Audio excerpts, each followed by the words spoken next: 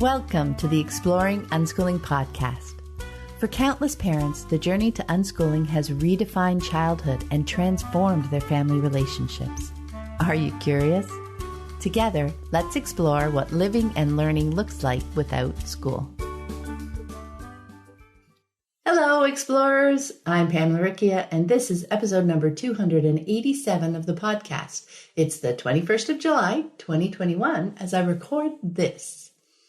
And this week, I have a solo episode for you. The idea to share why I focus on joy and the unschooling journey bubbled up a couple of weeks ago, and it's been fun to put this together. And for listeners who may be newer to the podcast, I share a bit about me before diving into exploring the idea of joy and how it became a very helpful compass for me as I navigate not just unschooling, but life. So I hope you find it interesting. And before we dive in, I want to take a moment to thank everyone who has chosen to support the podcast through Patreon. And a big welcome to new patron Cody Robertson. Hi, Cody. I deeply appreciate all my patrons. Your generous support helps pay for the hosting and transcription, as well as my time spent creating new episodes each week. It's instrumental in keeping the podcast archive freely available to anyone who's curious and wants to explore the fascinating world of unschooling. If you'd like to join my community of patrons and scoop up some great rewards along the way, check out the Exploring Unschooling page on patreon.com. That's patreon.com/exploring unschooling. And now let's start with a bit about me. So, hi, I'm Pamela Riccia. I've been married for 30 years and have 3 kids. A bit of unschooling backstory. When school wasn't a great fit for my eldest, I worked with his teachers and the system. But when he was in grade 4, so this was back in early 2002, I stumbled across homeschooling. I'd never heard of such a thing before. I did a few weeks of research, talked about it with my husband, and the kids just didn't go back to school after March break. Their choice. Soon after they were home, I discovered unschooling, and that's when my journey really began. They were 9, 7, and 4 when they left school, and now they're all in their 20s. I'm a podcaster, community builder, and writer. I'm also a newbie video game programmer, virtual reality enthusiast, and avid reader, or more correctly in this season of life, an avid audiobook listener. Every day, I'm more enthusiastic about learning game programming. It is so fun. And I've recently started learning more about permaculture. I'm also curious about long-distance walking. And I continue to explore societal and cultural systems, oppression in its many forms, and ways to live as a grounded and engaged human being. Some fun facts. I'm an INTJ and Enneagram 5, if you're into that stuff. A strong introvert and internal processor. Before I chose to leave work and stay home with the kids, I was a nuclear engineer. I raced cars for a season in my teens. Growing up, my passion was ballet. My mantra is open and curious. It reminds me not to stay stuck in fear and discomfort and instead get curious and explore, to be open to new possibilities. Here's a quote I keep going back to the last couple of years. It's from Stephen Cope in his book, The Wisdom of Yoga. Over and over again in life, I keep coming to this same crossroads. I keep having to learn to let go of needing to be the one who knows. I keep having to let go of trying to master life through thinking about it, through perfecting my explanation of it. And every time the result is the same. Relief. Like relaxing into a river whose current I have been resisting with all my might. So I don't know if it's my personality or something ingrained from years of wanting to perform well in school, but I can get stuck in the mindset of needing to solve things, to find an answer. So Stephen's description of trying to master life through thinking about it really resonates with me. As does his description of relaxing into a river whose current I have been resisting with all my might. Every time I remember to let go and just more fully be in the moment, I rediscover that that's where the magic is. Not only the palpable sense of relief, but also the beauty of being fully present in the moment. That's where the joy is. Which leads us beautifully into the topic this week, why joy? Years ago, I chose to name my website Living Joyfully as a loving yet persistent reminder to follow the joy. So I want to dive into some of the reasons why I chose the concept of joy to fundamentally represent the unschooling lifestyle. So let's start by making sure we're on the same page regarding the definition of the word joy. I like a source or cause of keen pleasure or delight, something or someone greatly valued or appreciated.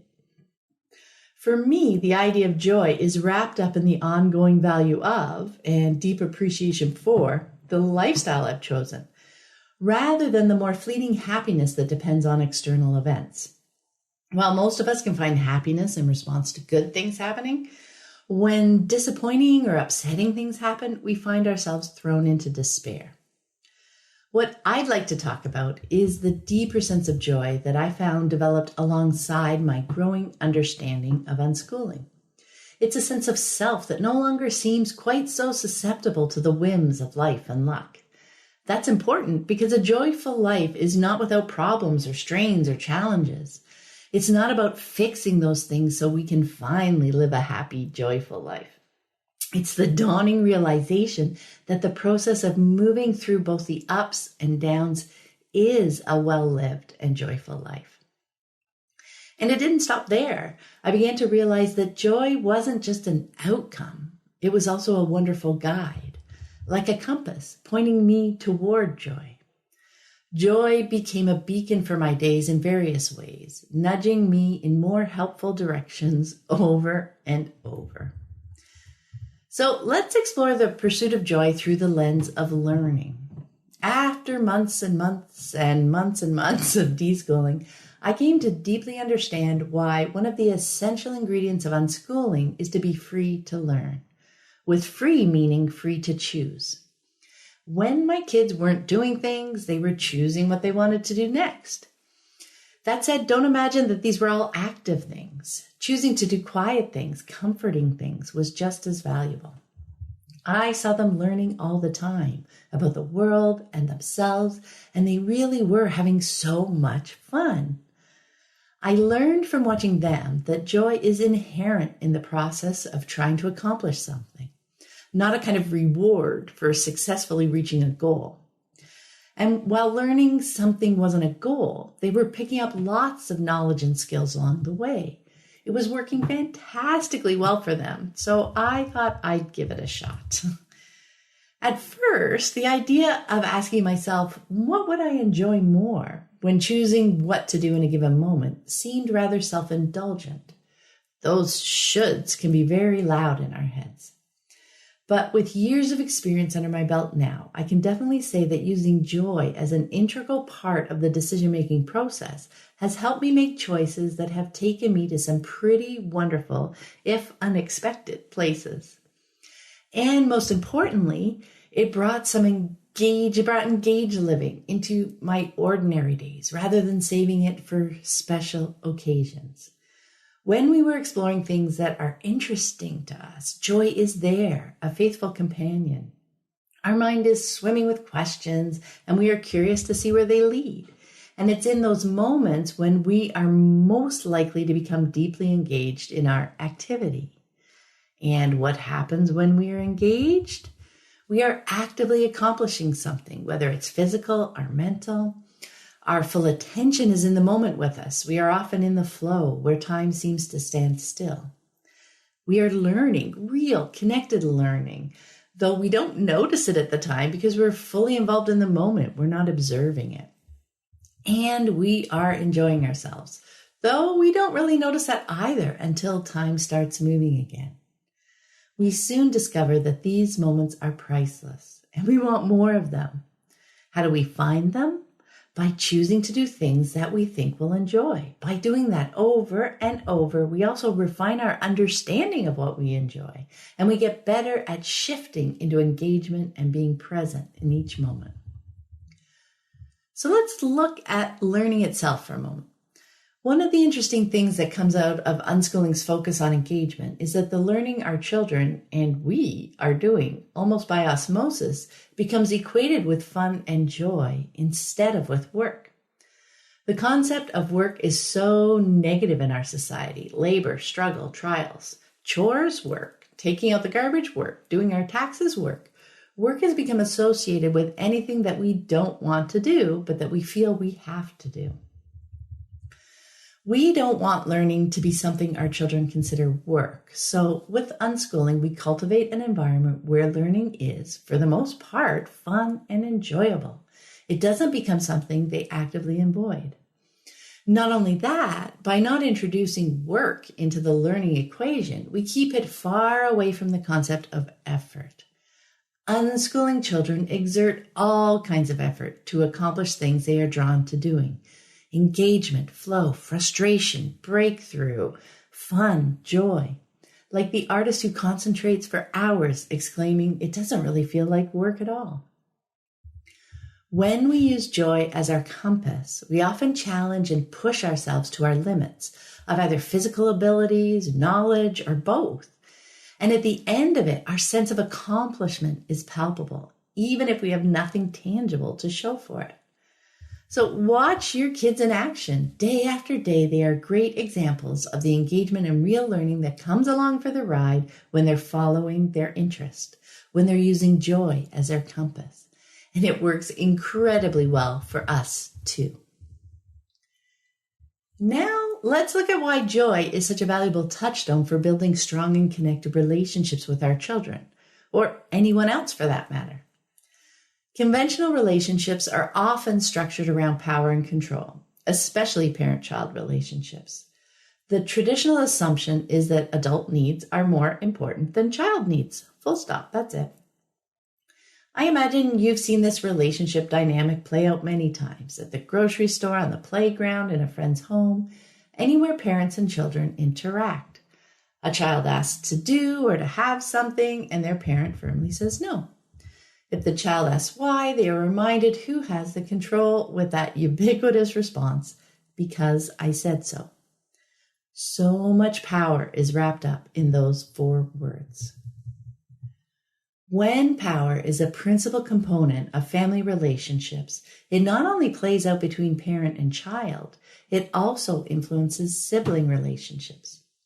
They will regularly tease or annoy one another as a show of their power and use each other as leverage. "You got a toy for her, so you have to get one for me too." And it just spirals from there. If you want to cultivate strong and connected relationships, ones steeped in respect and trust, power isn't the only way to go about it. Control-based interactions create disconnection, not connection. Nor are they enjoyable, not even for the winner, because they can't let their guard down lest they lose next time. I love the bridge metaphor Roya Dado shared in our podcast conversation last week when we talked extensively about ways to connect with our kids. She said, every time you can make that kind of connection with your kid, it's like a rope bridge. That's one piece of fiber that's been extended. And the more of those fibers you get, they twist together until it's stronger and stronger and stronger. And then you're just running across back and forth together. When our interaction is power-based, chances are we're fraying a piece of the fiber in that rope bridge of our relationship. Instead, reaching for joy moves relationships away from the power paradigm and toward connection. If you watch people who are genuinely connecting, you will see them treating each other with kindness and compassion in the moment. There is none of that push and pull of power struggles. So let's dig into an example of what reaching for joy looks like. I thought I'd use a situation I've experienced from time to time over the years, and it starts with me feeling down and draggy and put upon. Does that sound familiar? Soon we decide that we should take care of ourselves by insisting that we get our share of whatever it is we think will help us feel better. With our children, that might be acknowledgement, attention, appreciation, help, etc. Maybe something like, "I do all these things for them. Why can't they help me when I ask?" The more we think about it, the more unappreciated we feel and the more focused we get. It's a vicious circle. Over the years, I've gotten better at noticing when I'm caught in this downward spiral. And whenever the realization hits, I make the effort to focus on the joy. I know it seems paradoxical, but when I'm feeling needy, feeling like I need to grab more for me, if I shift to and focus on the joy, that needy feeling really dissipates more quickly. How? For me, I first focus on bringing joy into my children's lives. I love them up. I shift my focus out of my head and to their lives. What do they love to do right now? What would make them smile big? Sometimes I ask, sometimes I offer things, and we do that together. I sink into enjoying those things with them. And with full engagement, not complaining or worrying or planning dinner in the back of my mind. And soon I see the joy on their faces. I listen to their chatter and their laughter, and it starts to rub off a little bit. I'm now smiling a little bit. Then maybe alongside them, I start doing something that I enjoy, but have been putting off for what are now starting to seem like martyrly reasons. Now I'm feeling pretty good and I'm chatting away with them too. And all of a sudden that needy, icky goo bubble around me bursts. Wow, with my now more open and joyful perspective, things are so much clearer. Now I can see the acknowledgement and appreciation my children were giving me all along. They were just giving it to me in their ways. I was so busy looking for what I thought I needed. My filters laser targeted on looking for me, and I couldn't see what I was already getting. Focusing on joy helps me to more quickly remove those filters and bring the real world back into sharper focus. Not only that, it's in this open and joyful place of relationship where people, children, spouses, partners, friends, are so much more likely to help us out too. Which do you react better to? Genuine requests where no is a perfectly acceptable answer, or implied demands? Smiling invitations or grumpy appeals? It's human nature. Focusing on bringing those in our lives as much joy as we can muster has a truly positive and beautiful effect on our relationships. It builds stronger connections because we enjoy connecting. It builds trust because we truly trust that the other person is watching out for us and wanting our days to be joyful.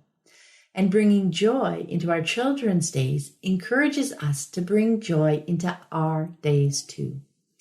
Life isn't either or. It isn't us versus them. It's all of us together. When I find myself mired in relationship discontent, joy is the beacon I follow. I find it pulls me out of the goo every time.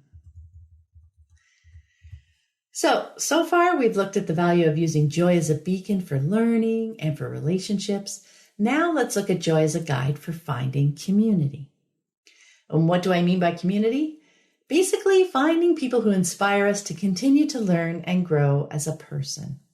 And the people we would find inspiring are those who are involved in the things we aspire to do well, namely our interests. If you want to learn more about how to do something well, surround yourself with people who are on the same journey. Find communities that connect around that topic, in person or online, and check them out to see if they might be a good fit. If we find them generally frustrating or upsetting, maybe the quality of the information is low or the communication style doesn't mesh with ours, that's a clue to try a different community. If we feel joyful and inspired after spending time with them, that's a clue too, a beacon that says, take another step this way. There are a couple of ways to look at this idea of choosing the people in our lives. Because it's not about surrounding yourself with people who always agree with you. You want to be challenged, not stagnant. But you want to be challenged in a way that pulls you toward the person you want to be. For example, when I began unschooling, I discovered a whole new perspective on parenting that I wanted to embody.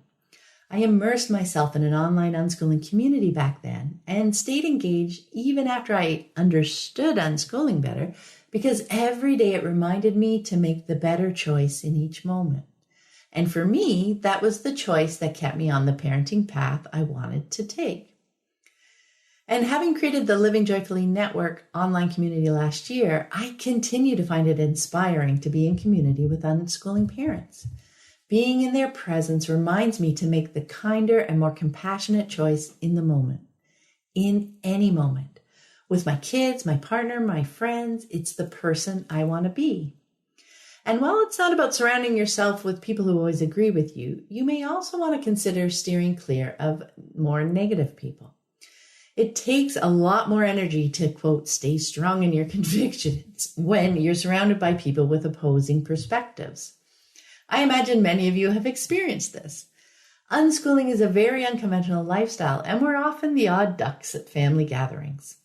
We can find ourselves defending our choices under a barrage of questions, catching glimpses of disappointed head shakes out of the corner of our eye. Even just everyday encounters with more conventional friends can be challenging. Maybe they see us talking with our children, having a conversation about the moment and who needs what, and they label it as talking back, even without a confrontational tone in sight. They see only the interaction, not the depth and strength of our connected relationships with our children. It can be hard. And if we are constantly surrounded with negative feedback about our parenting, even unspoken yet overt, we can start to question ourselves and our lifestyle choices. Fear starts to grow. Am I a bad parent? Am I ruining my child? So surround yourself with people who continue to challenge you in a good way toward your personal goals, toward growth. We can also look at this same idea from a bit different perspective. You've probably come across the idea from Jim Rohn that you are the average of the 5 people you spend the most time with. It's interesting to think about and reminds us to surround ourselves with people who inspire us to be our best self, whatever that is for us. But sometimes we go about our days without really registering the people we're spending most of our time with, especially for those who are working. Those encounters with clients and customers and colleagues really count. We or our spouses or partners may find ourselves drained at the end of the day without really understanding why. And after a while, we may begin to question our lifestyle and parenting choices. It's kind of this cycle that keeps coming back. It can be so helpful to remember to surround ourselves with those who inspire and energize us, not just when we're down and need it immediately, but regularly. Maybe think of it as preventative maintenance, and that's the engineer in me coming out, or filling our cup. It has definitely been an important piece of the self-care puzzle for me. So play around with it and kind of discover your equilibrium, and remember that that can change over time too. Like an introvert who discovers that after a fun day out and about with friends, they need a day or two at home to recover and recharge, and they start to bake that into their planning moving forward. Maybe you find that for every 2 hours of conventional interactions, you need to immerse yourself in 30 minutes of unconventional parenting and unschooling stories to stay focused, connected, and inspired, to repoint your compass to joy. I know for me, connecting with other unschooling families brings me joy and reminds me to make choices that bring me closer to the person and parent I want to be. And for me, that's the immense value of choosing joy as a beacon for finding community. It's funny that I originally wrote about using joy as a beacon for finding community on my blog 6 years ago this month, so July 2015. I went and looked that up. And last year, I decided to build an unschooling community myself. It really was such a valuable part of my unschooling journey and continues to be an incredibly important part of my life, both grounding and inspiring. I just love it.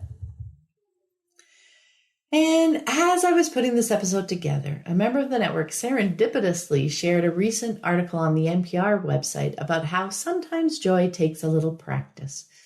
It really resonated with me and with some of the things I've talked about today. So I'll put a link in the show notes if you want to read it, but I wanted to pull out a couple of things. Here's one quote. Over the past decade, neuroscientists have begun to shift their understanding of how emotions arise. Your brain uses memories from the past in order to create the present, psychologist Lisa Feldman Barrett says. It means that our emotions are malleable depending on our experiences and how we feel in a given moment. To figure that all out, Seth says, and that's Anil Seth, a neuroscientist at the University of Sussex, Seth says the brain uses one more piece of information, and this part is key. The brain takes into account your past experiences, your memories. So this means that emotions aren't hardwired reactions to particular situations and out of your control. It's the opposite. The brain uses your past experiences to make sense of and choose your emotion in the present. The article likens it to emotional muscle memory. You can cultivate the emotions you want to have in the future by seeding them into your present, which becomes your past. Barrett says, if you know that your brain uses your past in order to make sense of and create the present, then you can practice cultivating positive emotions today so that your brain can automatically use that knowledge when it's making emotions tomorrow. So if you want to bring more joy into your life, bring joy into the present. Down the road, your brain will be more likely to choose joy in the moment because your recent past experiences are peppered with joyful emotions. And that really connects with my experience, how the idea of using joy as a compass or beacon brought more joys into my days. My kids did that naturally. I was the one that needed to relearn that. It's really interesting when science comes out that meshes with our experience.